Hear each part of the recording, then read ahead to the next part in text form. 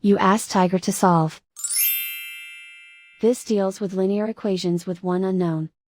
The final result is x equals 1 over 10.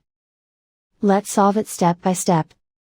Group all x terms on the left side of the equation. Subtract 6x from both sides.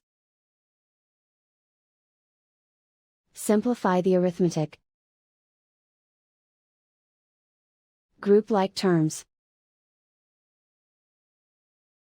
Simplify the arithmetic. Isolate the x. Divide both sides by -10. Cancel out the negatives. Simplify the fraction. Cancel out the negatives. And so the final result is x equals 1 over 10.